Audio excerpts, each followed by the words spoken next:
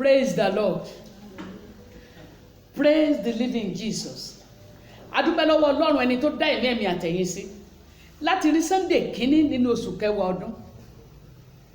Ó tọ́pẹ́ ó jọpẹ́ lọ. Ọ̀pọ̀lọpọ̀ ló fẹ́ dọjọ́ òní ṣùgbọ́n tí wọn ò ní àǹfààní rẹ̀. A ò fi yọ wọn kì í dẹ̀ ṣe pa mọ́jú wọn lọ. Àánú la rí gbà. Àbájọ tí ọ̀rọ̀ Ọlọ́run sọ fún mi pé nínú ìwé ẹkún Jeremáyà ó ní àánú ní tí a kò fi pa wá run. Fún àánú yìí ẹ jẹ́ ká mọ rírì Ọlọ́run. Mo kí yín káàbọ̀ sí Sunday àkọ́kọ́ nínú oṣù kẹwàá. Mo dẹ̀ gbàdúrà pé nínú ọ̀rọ̀ Ọlọ́run tí o máa gbọ́ lónìí Olúwa yóò mú ìyípadà ńlá bá ayé rẹ̀. Olúwa yóò ṣe ayé rẹ̀ ní rere. Olúwa yóò bá ọ pàdé lọ́nà ìyanu. Ká tó lọ sínú ọ̀rọ̀ Ọlọ́run ẹ jẹ́ ká gbàdúrà.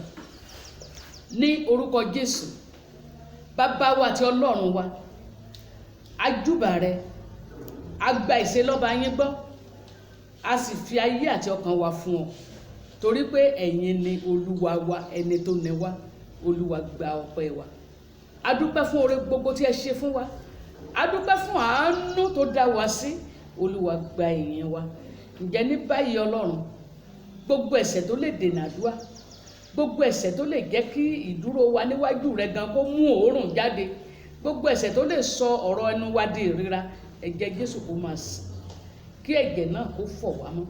Mo wá wí Ọlọ́run, èyí ni mo tọrọ nípa orúkọ Jésù tí gbogbo ikún gbọ́dọ̀ wólẹ̀. Mo sọ pé gbogbo èrò tó gbéra rẹ̀ ga sí ìmọ̀ Ọlọ́run nínú ayé wa, ó yá nípa orúkọ náà kó máa wólẹ̀ lénìí.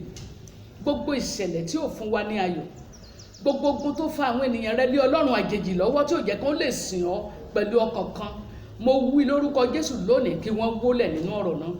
Ó ṣeun Ọlọ́run wa. Máa wí Olúwa torí àwọn ọmọ rẹ̀ ń gbọ́ ní orúkọ Jésù Kristi Olúwa wa. Àmín. Praise the Lord. Ohun tí a fẹ́ gbọ́rọ̀ Ọlọ́run lé lórí ni agbára tí ó wà nínú ìrònú rere. Agbára tí ó wà nínú ìrònú rere. Èyí tí àwọn olóyìnbó ń pè ní power of productive thinking. Mo mú ibi kíkà mi nínú ìwé Òwe orí 23 ẹsẹ̀ 7. Òwe orí 23 ẹsẹ̀ 7 mo kà ń bí. Nítorí pé bí òun ti ń ṣírò lé ọkàn rẹ̀ bẹ́ẹ̀ ni ó rí. Máa jẹ kí o sì máa mu. Lé ó wí fún ọ ṣùgbọ́n ọkàn rẹ̀ kò pẹ̀lú rẹ̀. Praise the Lord. Ọ̀rọ̀ Ọlọ́run yẹn ní agbára, ẹsẹ̀ kan péré ni. Bí ẹ bá ti ń ṣírò lọ́kàn rẹ, kí ni ìtumọ̀ ṣírò? Bó o bá ti ń ronú ní ọkàn rẹ bẹ́ẹ̀ lórí. Kò sí ẹni ọ̀nlé ayé bó ti wù kó rí kò lè ga ju ìrònú rẹ lọ. Tí ìrònú rẹ bá ga fún rere, wàá ṣe rere. Tí ìrònú rẹ bá kùnà, ìwọ náà kùnà. Báwo èèyàn ti ẹ̀dẹ̀ ronú fún ọ, nígbà tí iná ìrònú wọn bá jó tán, ìyẹn náà ni gbogbo tó gbé jẹ yẹn, ìgbà yẹn náà ló jó tán. O ní láti ní ìrònú rere. Tí o bá ní ìrònú rere, ìyẹn ló máa fún ẹ ní ìtẹ̀síwájú rere. Ẹsẹ̀ ẹ̀rọ Ọlọ́run yẹn tó gbọ́n tó sọ ní ìpìlà kejì rẹ̀, ó ní tó sọ fún ọ ní pé máa jẹ máa mu. Ó ní ṣùgbọ́n ọkàn rẹ̀ kò ṣe kí ni, kò pẹ̀lú rẹ̀. Ìyẹn wá mú mi rántí òwe Yorùbá tó sọ wípé wọ́n fi ẹ̀gẹ̀ sínú, wọ́n tutọ́ funfun síta. Wà á rí pé ẹlòmíì ó ti pa ọ́ kú tán kó tó dé nínú ìrònú àti ọ̀rọ̀ ẹnu rẹ̀. Ṣùgbọ́n gẹ́rẹ́ torí ọ ìpẹ̀lẹ́ ẹ rọra ẹ pẹ̀lẹ́ Olúwa dì yín mú, Olúwa pa yín mọ́. Ṣùgbọ́n nínú èrò rẹ̀ ó yàtọ̀ sí tó ń sọ yìí. Bí èèyàn bá ti rí bẹ́ẹ̀ ni ìrònú, bí ìrònú èèyàn bá ti rí bẹ́ẹ̀ ló níyẹn máa rí. Ìrònú rẹ ló máa sọ irú ìgbé ayé tó máa gbé.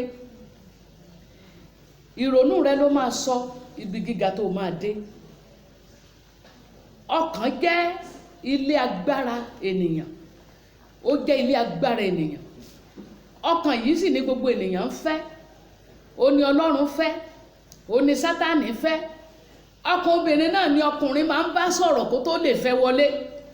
A máa sọ̀rọ̀ dídùn sí létí. Tó o bá fi fẹ́ mi ó pa mí nìyẹn. Ìwọ ni yòókù ẹ̀mí mi ò lè dá wà láì rí ọ. Ẹ rí pé nípa báyìí ọkàn jẹ́ ohun tí gbogbo èèyàn ń fẹ́ nípa rẹ̀. Mo wá gbàdúrà lórúkọ Jésù. Olúwa tún ìrònú èmi àtẹ̀yin ṣe. Olúwa yí ìrònú wa padà sí rere. A ó dẹ̀ rí àánú ńlá gbà. Ẹ jẹ́ wo àyẹ̀wò àwọn bí ìrònú tó wà. ìrònú tí ò dáa tí wọ́n ń pè ló poor, ó dàbí ẹni pé ń fún ọmọ iléèwé ní máàkì ni. Poor not to àbí wọ́n ní ó dára jù, excellent, ó dára gan, very good, ó dára, good, ó burú, wọ́n á ní ó tiẹ̀ wá wọ̀wọ̀, ó ti poor jù. Ìrònú tó bá poor, ìrònú tí ò dáa, ohun tí ò dáa náà ni ó gbé jáde láyé. Orísun kan ò lè sun dídùn kó tún sun kíkorò, torísun rẹ bá sun kíkorò, ìwà kíkorò ni ó máa wà láyé ẹ̀. Tí ìrònú rẹ bá jẹ́ bó ó ṣe jà, wàá rí pé gbogbo ohun tí ó gbé ọ jà ló máa ṣẹlẹ̀, ẹ̀mí ìjà wà nínú ẹ̀. Ṣùgbọ́n tí ìrònú rẹ bá sọ pé àti gbọ́, ohun ìtìjú ní pé ayé mú mi pé mò ń jà ń gbòòrò, wàá rí pé tí wọ́n bá fẹ́ bẹ́ẹ̀ jà nígboro tí wọ́n náà máa ṣe irọ́ wọ́n bà mí lórúkọ jẹ́ láyé tí wọ́n ń gbé fóun kiri. Ṣùgbọ́n ẹni tí ìrònú rẹ̀ sọ pé èmi kẹ̀ mi ò fẹ́ nù mí yágbó, mi ìgbẹ́nu mi tọrẹ, àjọ̀dún náà tán bí owó, ìwà tí ìrònú rẹ̀ gbé dàgbé yẹn oníyọ́mọ̀ kù níwà. A ní ìrònú tó wà níwọ̀nba, an accurate thinking. O lè gbàgbé accurate result náà lọ, o fẹ́lẹ̀ ọ̀pá sí òde fún kíláàsì kan, ìyẹn náà dáa fún ọ. A ní ẹlòmíì good thinking, ìrònú tó dára, result tó ṣe náà ó dára. Ẹlòmíì àlóǹgbà pass mark, níbi òǹgbẹ́dẹ́ iná ní ìjóhun. Ṣùgbọ́n àwọn tí wọ́n ní ìrònú tó tóbi, àwọn tí ìrònú wọn lè fa ọwọ́ iná ya, àwọn tí ìrònú wọn lè sọ òkè dilẹ̀, wọ́n á ní rárá mi ò tí ì débẹ̀, mo sì máa débẹ̀, wọ́n á dẹ̀ gbìyànjú àti débẹ̀, Ọlọ́run á ti ṣe kíni, á mú wọn débẹ̀. Ẹ jẹ́ wá wo àwọn onírúurú ìrònú tó wà láyé. Ìrònú tó pòrúurú lọ́kàn ẹni tó ń rò, á rò síwájú, á rò sẹ́yìn. Sẹ́rí ẹni tó bá máa ń ní ìrònú tó pòrúurú, irú wọn ò ń gbé para wọn, wọ́n á commit suicide. Irú wọn wọ́n á wọ state of depression, á di pé ọkàn wọn á ti dàrú, wọ́n á ti gbà pé kò sí ìdí náà tó fi máa gbélé ayé mọ́. Ẹlòmíì ibẹ̀ ni ó gbà ya wèrè, bí ò tiẹ̀ wá ya wèrè, ibẹ̀ ni ó gbà di asínwó. A ti máa ń pàdé àwọn èèyàn lójú ọ̀nà tí ó dẹ̀ máa sọ̀rọ̀ jáde, ó nìkan ló ń dá lọ tó pé tí wọ́n bá rẹ́ni tọ́ báyìí, ó lè wà lórí ìjókòó kó ti máa sọ̀rọ̀ jáde pé kí ló ṣẹlẹ̀. Ìrònú ẹ̀ ló ti kún, ọkàn rẹ̀ ti kún, kò dẹ̀ rí bí dá sí, kò rẹ́ni bá sọ̀rọ̀, ó ti ronú pé gbogbo ayé ló kórìíra wọn. Olúwa yóò gbà wá lọ́wọ́ ìrònú burúkú báyìí. A ní ìrònú ènìyàn, èyí tó jẹ́ pé ìrònú ènìyàn ní gbogbo ìgbà asán ni. Kí ni ìwé Psalm 94 verse 11 sọ? Asán ni àti ibi. Olúwa mọ ìrò inú ènìyàn. Olúwa mọ ìrò inú ènìyàn. Pé asán ni wọ́n. Asán ni wọ́n. Ìrònú ènìyàn ó burú, ó dẹ̀ jẹun ìríra. Ìrònú tí ń bẹ nú ènìyàn ó burú, ó dẹ̀ jẹun ìríra. Ìrònú èèyàn jẹ́ ìrònú wèrè àti ìrònú ẹ̀ṣẹ̀.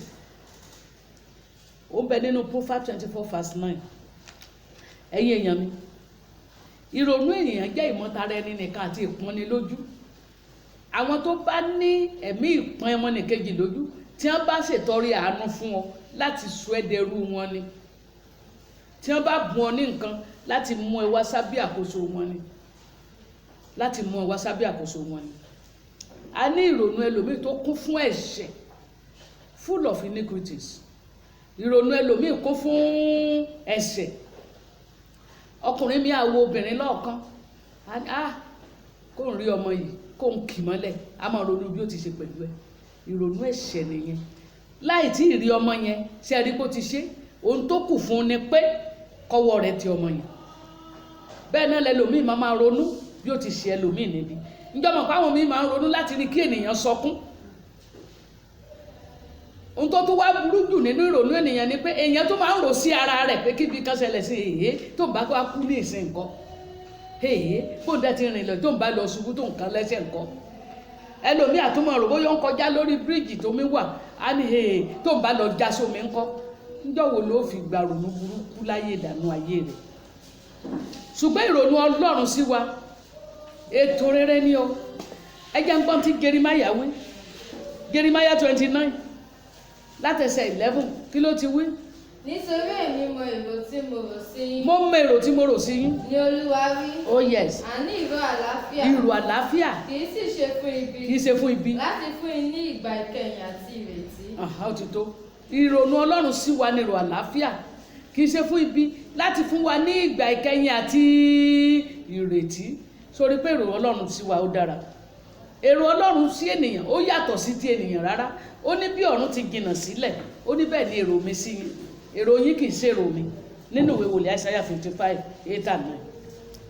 Èrò Ọlọ́run sí yàn ó jinlẹ̀ gan, great and deep. Psalm 92:5 wà rí yẹn bẹ̀. Ohun tí mo tún fẹ́ kó mọ̀ ni pé èrò Ọlọ́run sí yàn á wá sí ìmúṣẹ dandan. Á wá sí ìmúṣẹ dandan. Nínú ìwé wòlíì Isaiah 14:24. Kí wá ní tá a lè ṣe láti lè rí wípé èrò wa yí padà, ààrò èrò asán mọ́? Ohun tí a máa ṣe ni èyí: kọ́kọ́ ṣàwárí ara rẹ, ronú ara rẹ, irú èrò wo ló ń jáde nínú mi? Ṣé èrò mi lè dá nǹkan gbé kalẹ̀? Tí ò bá lè dá gbé kalẹ̀, ọ̀nà àbáyọ wà fún ẹ. Nínú ìwé Jacob orí 1:5, ó ní ọgbọ́n á kù fún ẹnìkan bí, jẹ́ kí ó béèrè lọ́wọ́ Ọlọ́run.